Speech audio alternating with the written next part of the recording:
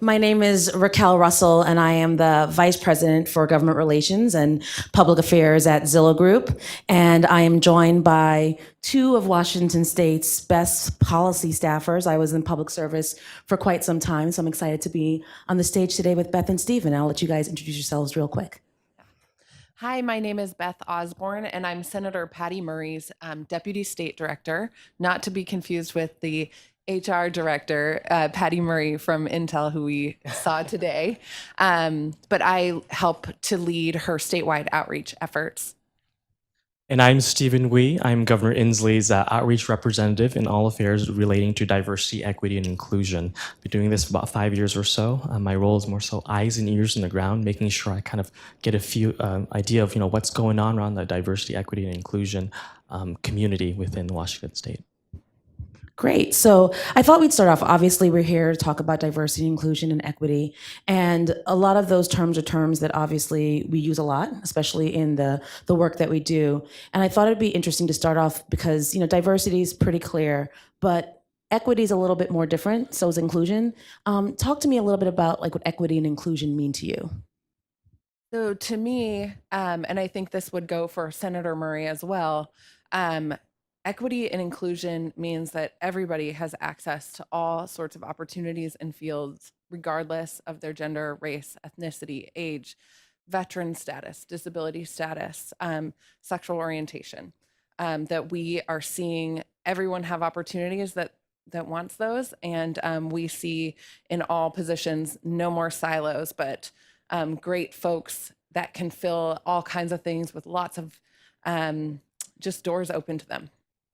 Stephen? I think for my role in Governor Inslee's perspective as well is it's being heard, right? I mean, it's taking the time to understand, being able to empathize, and being able to put yourself in the perspective of that other individual and putting yourself in that shoes in a meaningful way too, not just to listen, but be able to relate and build those relationships and those connections. To me, that was diversity and inclusion means. So. And this work is it's tough work. It's complicated. It's complex. The public sector certainly has a role to play, and we'll talk a little bit more about the role that policy has to play in our diversity and inclusion work, especially in the workplace. But because this work is so complicated and it's challenging, what drives you? What keeps you motivated? Keeps your bosses motivated to continue down the path? Yeah, so it is just seeing that we need more and more voices at the table to make good decisions. I think we are seeing we're in a time where I think a lot of people are recognizing that it would be beneficial to have broader perspectives to make decisions about policy and the future for our country and for optimism and things like that. And it's just very clear right now that we need to have some intentional work on this. We need to be systemic in our thinking, recognizing that this is beyond something that will just solve itself without some action. Yeah. Everything that Beth said. For me, I look back at my own experience. My parents were refugees that came from Cambodia in 1980. They were survivors of the killing fields, And so my experience growing up, just seeing their struggles, in getting a home loan, getting a car loan, getting medical services. I found myself translating for my parents at 10 years old. No 10-year-old should ever have to do that, right? And so in the work that I do, I kind of think back of those experiences and the privilege that I have as a, gay man of color, son of refugee immigrants, who's in the governor's office, who is at the table at these discussions, at these, sort of decision-making points. That's what drives me, being able to give voice to my community, my people, and the people that'll be coming after me who will have to go through those same experiences as well.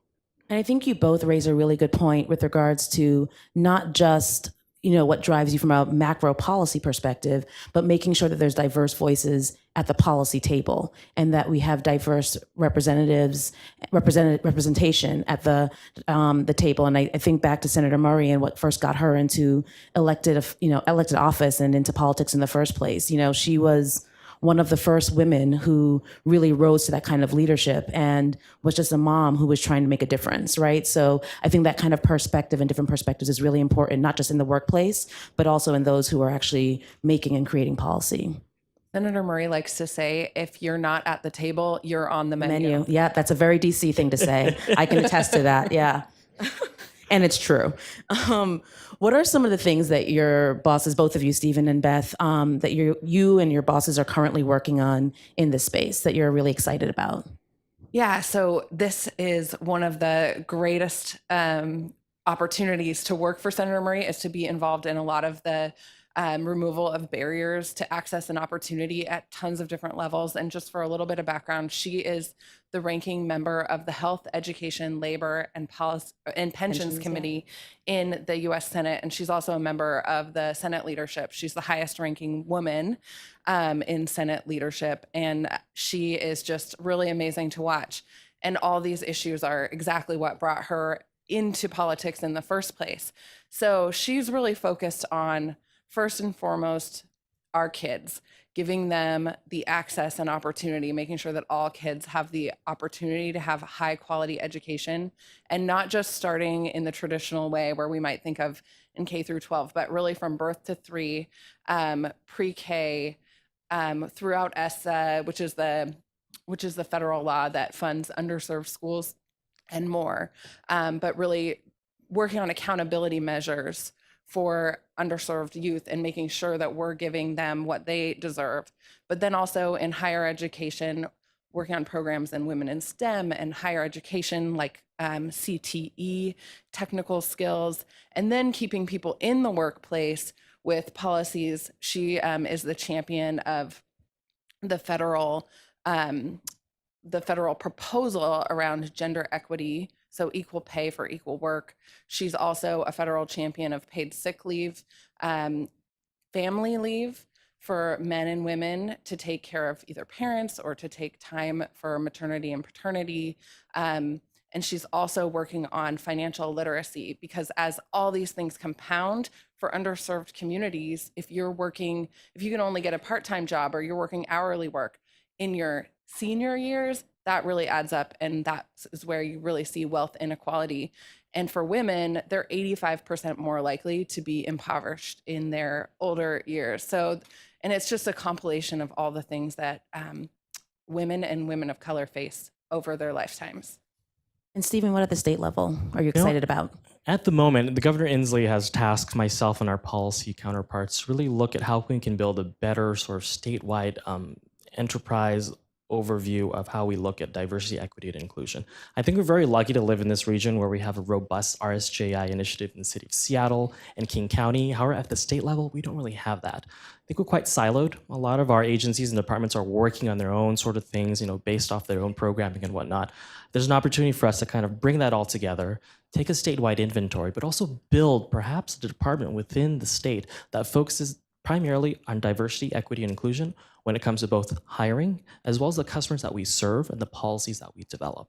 And so I think, right now we're working in tandem with our Office of Financial Management, our HR department, folks within our state legislature as well. We got a representative and a senator who are keenly, involved and interested in pursuing this, as well as folks within our, Office of Program Research. So we've got all these great folks within the state enterprise looking at what's out there, looking at the landscape, how we can bring that together, get an inventory, and also build this department that will address these issues. Now, we know that's not going to happen overnight, right? These issues and the work that's been done by the city of Seattle and King County has taken years, and it won't happen in my lifetime, probably won't happen in the governor's tenure. But we want to set a foundation, a sort of building point for folks to kind of work off of as administrations change and politicians move on. Yeah. And this brings up a question that's somewhat tangential to what the conversation we're having right now, which is a more macro question. What do you feel like is the role? I mean, obviously, there's a lot of progress and momentum happening. Maybe not progress, but let's call it momentum happening in the diversity, inclusion, and equity space, especially in the private sector. And a lot more companies focusing on this area. I mean, we are having this conference. I was at a conference in Chicago where we were talking about D&I just a couple of weeks ago. So there's a lot more momentum and conversation around this. But what do you think the role of the public sector is in the work that the private sector needs to do in this space? Well, there's a couple different roles. Well, one is there always can be public-private partnerships, and government is there always on data and resources and also rules and regulations. So sometimes the government's really important role is to be the stick. When the private sector often leads in these spaces, which is really great to see, but there's always some people who are dragging their feet. And so the government can kind of level set when there are real gaps. But it is difficult to level set. And I think that right now in the environment that we're in, it would be unlikely that any major legislation is going to pass right now. So you're probably looking at existing laws and policies. They can also fund and support programs and grants and public-private partnerships as well. But I would encourage you all to think about the policies that the government could have a stick on, that you might say, you know what, we can do that. We actually see the return on investment, why that this is actually good for business, and we don't want the government to meddle. So let's just be the leaders. Let's advance this, and let's get a competitive advantage for ourselves because we're doing the right thing, and we're going to bring more people to the table and make better decisions that help our customers. Bringing people to the table, I think, is a great opportunity for local government here too. I think we're seeing all across the board, various policy issues where the federal government has sort of abdicated certain responsibilities and not taking leadership in certain responsibilities. There's an opportunity for the locals to kind of step up and take the lead on that, And I think locally here within the state, there are opportunities for us to convene roundtables, have those discussions, and bring together those individuals that are working on these issues to have that meaningful change within the local level and building up from that. And on the policy front, Beth, you talked a little bit or implied what we all know that's happening in DC, where we're just kind of at a logjam and not a lot is happening with regards to legislation. But what are some policies, whether at the federal level, state, local level, whether it's a policy that your bosses championed or that is happening in another state or someone else championed? What are some of the policies that have already been implemented that you feel like have really moved the needle, that you look at and say, we need V2 of that? Yeah, so I think actually equal pay is a great example. So it's been on the books for over 50 years. And so I think there's a double-edged sword in talking about this issue at all, because at the anniversary, a lot of folks did some analysis of how far have we come. And we actually had only made an improvement of 17 cents on the dollar. Women are still only making 80 cents of every dollar that men make in general nationwide. Women of color fare much worse. I think Black women make 64 cents on the dollar, Latina women 54 cents on the dollar, Native American women 57 cents on the dollar. So there's a major disparity there, but there has been some measurable progress. And I think since that 50-year anniversary, I've seen a lot of conversation about equal pay, gender equity, pay equity, and it's been really easy to think about that issue, I think, because it's very measurable. Companies can compare, and it gets complicated. It's hard to compare apples to apples with different roles and everything, but it is something that I think people have opened their eyes to, and they have spent some time working on things. Starbucks made a big announcement on this recently. In Washington State, the Women's Funding Alliance has an initiative with companies being voluntary signatories. There are real efforts where things are doubling down, but I think that's where you need part two. And Senator Murray is working on the Paycheck Fairness Act, which would add some teeth to that effort too. But companies can do a lot, and just collecting data and sharing some data, I think, would be a good place to start. Great. Stephen? Thinking of Governor Inslee's sort of leadership on healthcare, he's been a strong proponent of Affordable Care Act, but just more specifically, some of the things that I've been working on with him around healthcare has been around the COFA community. I'm not sure if you folks are familiar with them, but it's a Confederation of Free Association. Basically, these are folks from the Pacific Islands, actually, who are here legally. They're able to live here. They pay their taxes as well, but there's a slight loophole there where they do not qualify for certain Medicaid services. So I don't know if you know the history of some of these islands out there. It's the Marshall Islands, Palau, and Micronesia. Back then, during World War II, we did a lot of nuclear testing in those areas. And as a result, high rates of cancer, high rates of other, chronic diseases and whatnot. And individuals are living here now unable to access that Medicaid care. And a lot of them, their decision was, do I put food on the table or do I, purchase health care? And a lot of them were having a lot of negative health outcomes, basically. Governor Inslee, really saw this issue, focused on that, and really championed that through the legislature to get a bill across that would pay for their premiums and co-pays. Now, it's a cost to the state, but at the end of the day, this is a question about health equity, right? Being able to help these people survive, live, and prosper. So, That's great. So we spent a lot of time talking about policy. Beth, you've alluded to it a couple times about public-private partnerships. It's something that we at Zillow do a lot of, where we partner with government, whether at the state, local level, or at the federal level. It's something that, quite frankly, what led me to the private sector. I was like I mentioned, in the public sector for many years, worked in the Obama White House. And when I was working in the Obama White House, similar to what's happening in DC now, though, who knew it could get worse? It's gotten worse in Congress, but we couldn't get things passed legislatively, and so we needed to use our bully pulpit, use our platform, and really leverage public-private partnerships to advance the president's agenda. And so, as optimal as policy is and policy making is, there is certainly room and efforts there around public-private partnerships and using your bully pulpit. Talk to me a little bit about how the private sector can partner with whether Governor Inslee's office, Senator Murray's office, in the area of equity, diversity, and inclusion, especially in the workplace. Yeah, well, first of all, thank you for everyone who's here for spending this time to think about this issue. I'm sure that this is not the only day of the year you're spending talking about it. A lot of you are probably involved in trainings that are repeated because this effort just has to be sustained. It's definitely a marathon, not a sprint, which somebody said, I think, earlier. So thank you for that. I think that one way to very much support or partner with the government is really to tell your story about what your challenges are and how you're tackling it, especially when you have data and measurables and you have results, what's working, what's not working. Telling us that is really helpful. And know that we want to be a cheerleader for people who are really seriously trying to make change in these ways.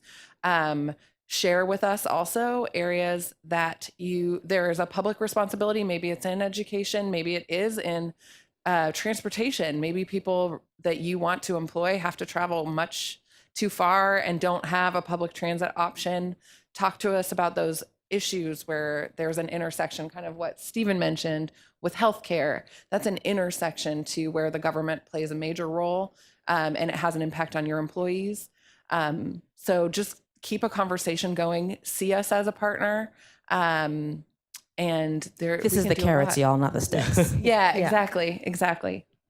Don't be afraid to reach out. I mean, we're here, we want to listen, we want to collaborate. In the work that we do, we want to share our ideas, we want to share our best practices as well. So if you have a good idea, pick up the phone, call one of the policy representatives, call me, in the governor's office. We are always itching and dying to find ways to collaborate with you guys out in the private sector. Share trainings. I know that we at the state level, we have great trainings when it comes to diversity, equity, inclusion as well, whether it's with the SHS, Department of Commerce, we have all these resources there. Let's share those ideas. How can we share those resources as well? Executive on loan programs, there's opportunities there to have that interchange, that exchange. Partner on summits and workshops. I know the governor did a diversity, equity, and inclusion workshop 2 years ago. And we partnered up with some private, sector individuals. AT&T was one of them. Comcast is one of them. If there are opportunities there, let's find a way to make that work. And mentorship. I think that's so important as well. Are there ways to build mentorship programs between the private and public sector as well? So. Great. And, we kind of delved right into the ways that the private sector and the public sector can partner. But I'm curious from your perspective as two folks who work for policymakers, are in the policy space. Do you think that I kind of already gave my opinion, but from your opinion, do you think that the bully pulpit is an effective way to make change and to see progress happen?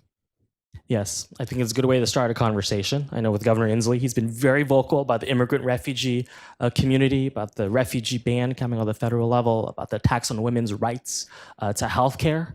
And so, there is an opportunity there to start those conversations, to kind of make people feel a little uneasy, but then to start those discussions out there. And then second to last question, I mentioned this at the beginning. This is an area that is complicated. It's complex. There are a lot of challenges.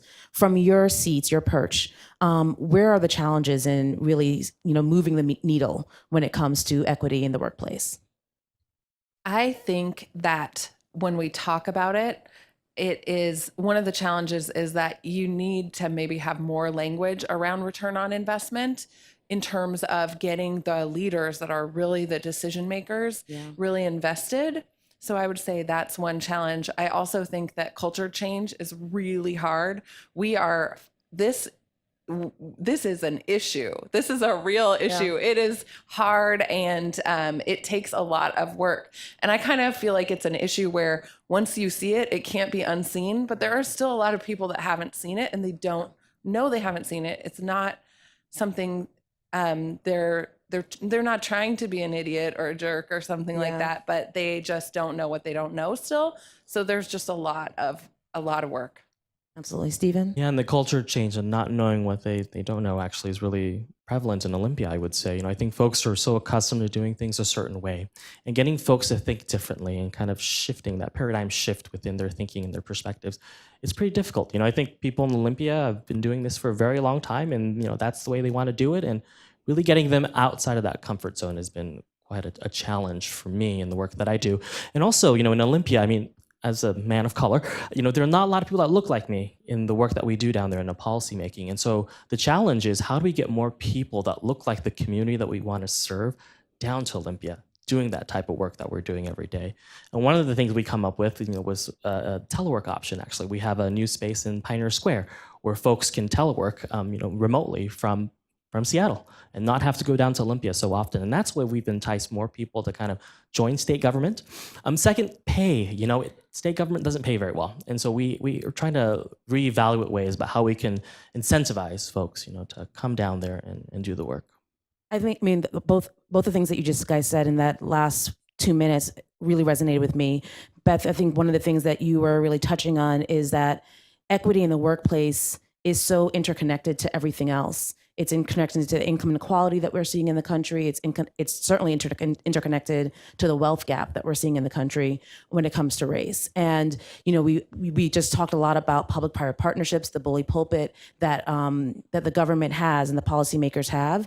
And I hope that you guys heard a little bit of how we in the private sector and organizations that are focusing on diversity and inclusion can work with our policymakers to really move the needle when it comes to equity in the workplace. So thank you both for joining me up here. And thank you for listening.